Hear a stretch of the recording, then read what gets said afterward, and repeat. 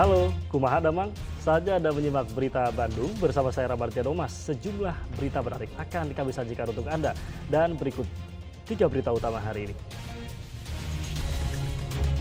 Sebuah mobil jenis klasik terbakar di Jalan Raya Pajajaran, Kota Bogor.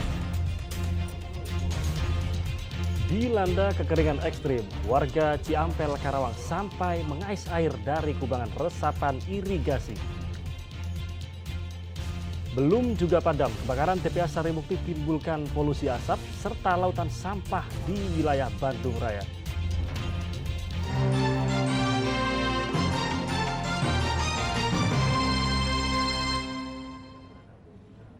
Kita awali berita pertama saudara, sebuah truk syarat muatan keramik yang menuju Tasikmalaya terguling di wilayah Raja Polah, Tasikmalaya Selasa pagi. Seluruh keramik tumpah dan berserakan di jalan membuat lalu lintas terganggu. Truk muatan keramik terguling di Jalan Raya Raja Polah, Kabupaten Tasikmalaya. Akibatnya seluruh muatan truk tumpah dan menutup jalan. Lalu lintas terpaksa ditutup dan dialihkan hingga seluruh keramik bisa disingkirkan. Petugas dibantu warga memindahkan tumpahan keramik ke pinggir jalan. Kecelakaan truk ini terjadi karena rem tidak berfungsi, sehingga saat berbelok, truk tidak bisa dikendalikan dan terbalik. Supir truk mengalami luka lecet. Jam 2 lebihan lah Pak. Jam 2 lebihan? Ya. Arah mana Kang? Arah mau ke Tasik, Mangkubumi Pak. Mangkubumi. Ya. Dari mana asalnya Kang? Dari Serang. Dari Serang? Banten. Dari Serang mau Ke Tasik, Mangkubumi. Mangkubumi. Ya. Akibat apa Kang ini? Rem Pak, biasa Pak. Remblong? Ya. Seluruh keramik kembali dinaikkan ke truk yang hendak menuju Tasikmalaya ini. Polisi kembali membuka jalan tetapi warga diminta berhati-hati. Eko Setiabudi melaporkan dari Kabupaten Tasikmalaya. Selanjutnya saudara, diduga akibat korsleting listrik, sebuah mobil jenis klasik terbakar di Jalan Raya Pajajaran, Kota Bogor Senin siang. Api yang muncul dari kabel setir ini langsung melahap seluruh bodi kendaraan.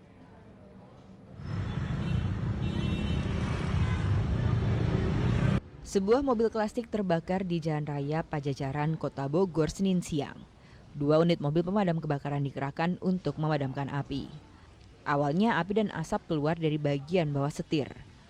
Pengemudi sempat berupaya menyiramkan air tetapi malah api semakin membesar. Diduga kebakaran ini berasal dari korsleting listrik pada bagian kabel mesin. Karena dia berproses, nggak langsung kebakar. Kan saya sempat turun, saya sempat buka aki, saya tarik kabelnya, ternyata nyambung terus. Di bawah setir Pak. Oh di bawah setir. Bapak sempat siram itu nggak mati tuh? Hilang cuma asap banyak. Langsung Asap keluar asap kita tahu ngebang lagi apinya. Baru teman-teman kampung ini yang bantu. Akibat kejadian ini arus lalu lintas sempat tersendat. Tidak ada korban jiwa dalam peristiwa ini. Kebakaran ini ditangani unit kecelakaan lalu lintas Polresta Bogor Kota. Iwan Kurniawan melaporkan dari Kota Bogor. Longsor yang menutup badan jalan di Banjarwangi, Garut akhirnya disingkirkan.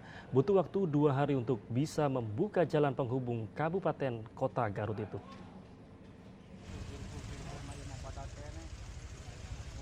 Meski berbahaya, warga tetap nekat melewati jalan yang penuh dengan material longsor. Wajar saja, jalan ini adalah penghubung antar kota dan Kabupaten Garut. Setelah 2 hari berlalu, akhirnya alat berat diterjunkan.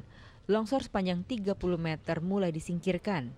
Jalan di wilayah Banjarwangi bisa dilintasi tak hanya roda 2 tetapi juga roda 4. Sekitar jam 2 kita sudah mulai evakuasi material yang menumpuk di badan jalan. Sekitar berlangsung selama 2 jam kita melakukan penutupan secara total dari kedua arah, dan setelah petugas alat berat istirahat kita buka jalur supaya normal kembali. Selesai istirahat kita kerjakan lagi. Untuk arus lalu lintas hari ini gimana Dan? Arus lalu lintas sementara saya tutup total untuk menjaga keselamatan para pengguna jalan karena sedang dikerjakan menggunakan alat berat. Saya tutup total.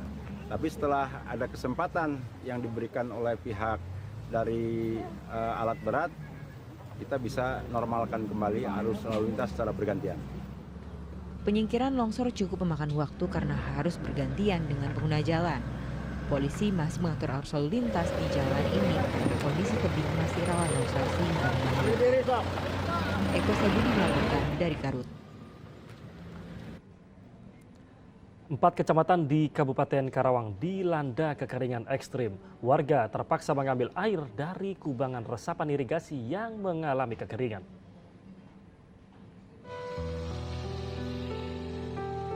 Dampak musim kemarau ditambah dengan fenomena El Nino membuat warga Dusun Cibenda, Desa Parung Mulya, Kecamatan Ciampel terpaksa mengambil air dari kubangan saluran irigasi yang mengering.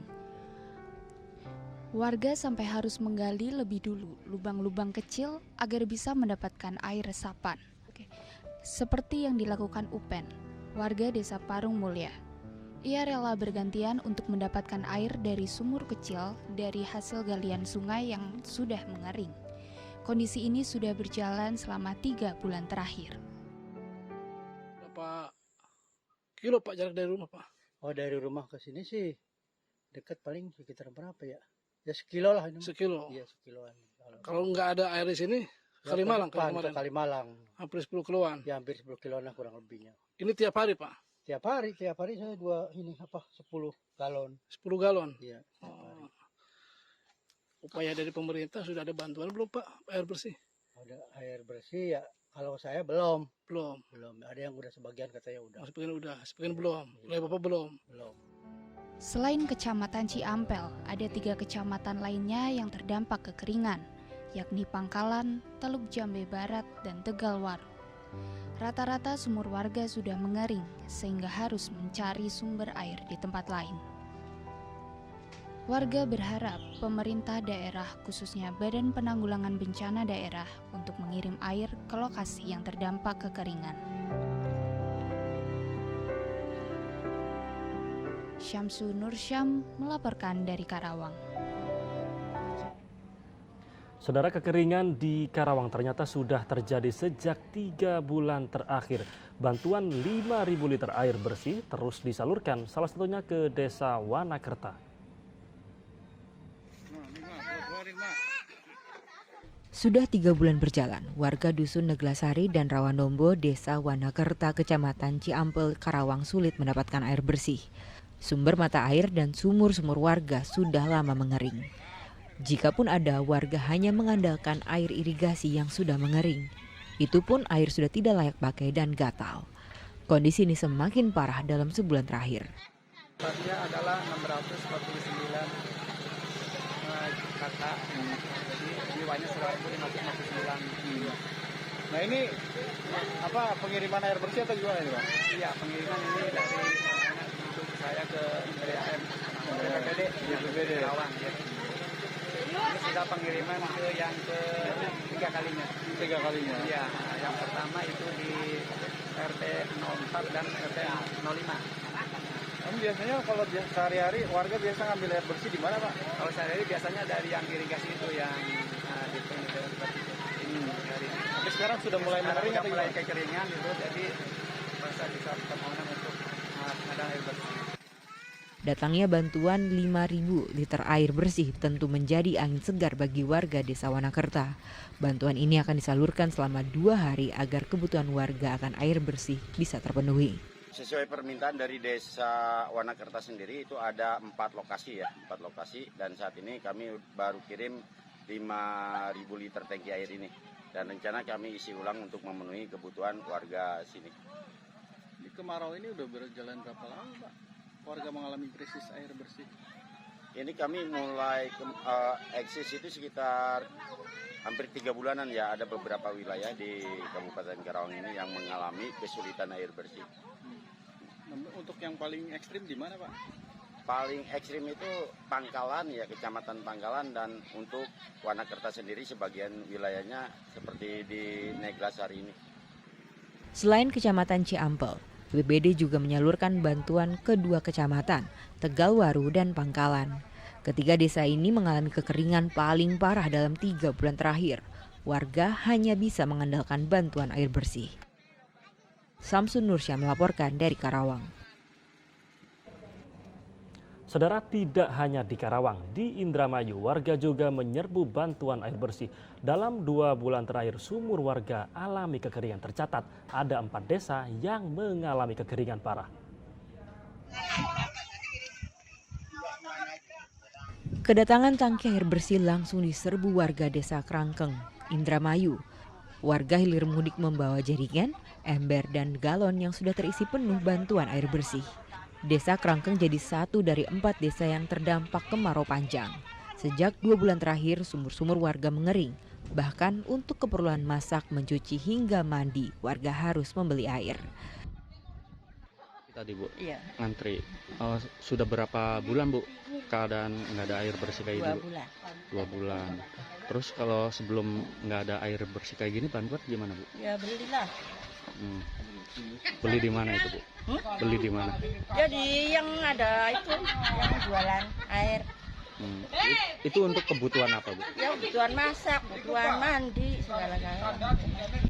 Camat Krangkeng mengatakan kemarau tahun ini datang lebih cepat. Biasanya kekeringan baru terjadi pada akhir September atau awal Oktober.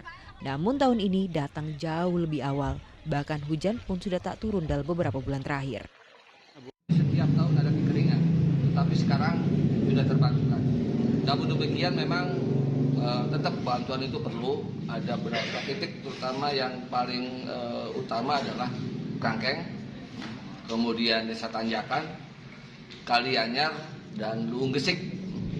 Sementara ini 4 desa ini adalah prioritas kita ya. Tetapi sekali lagi bahwa sebenarnya Krangkeng ini masih belum waktunya seperti ini ya. Akhir September ya, awal Oktober ini baru sebenarnya bahasanya bahasa kebutuhan air bersih itu benar-benar. Selain desa Krangkeng, ada desa Kalianyar, Tanjakan, dan Luhung Gesik yang juga mengalami kekeringan parah. Keempat desa ini jadi prioritas pemerintah untuk mendapatkan bantuan air bersih. Warga berharap bantuan air bersih bisa datang setiap minggunya. Maruli Habibi melaporkan dari Indramayu.